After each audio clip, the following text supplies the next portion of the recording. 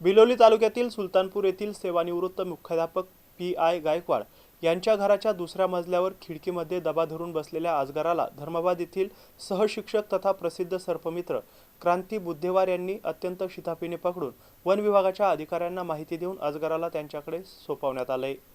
बिलोली तालुक्यातील सुलतानपूर येथील सेवानिवृत्त मुख्याध्यापक पी.आय. गायकवाड यांच्या घराच्या दुसऱ्या मजल्यावर हिंस्त्र असा अजगर असल्याचं पहाटे निदर्शनास आलं। गायकवाड यांनी धर्माबाद येथील जिल्हा परिषद सहशिक्षक तथा प्रसिद्ध सर्पमित्र क्रांती बुद्धेवार यांना माहिती दिली आणि वेळ न दवडता सर्पमित्र क्रांती बुद्धेवार जागेवर पोहोचून खिडकीमध्ये बसलेल्या 10 फूट लांब अजगराला अत्यंत शिताफीने सुरक्षितरित्या जिवंत पकडले। त्यांचे बंधू शिलानंद बुद्धेवार यांनी त्यांना सहकार्य केले।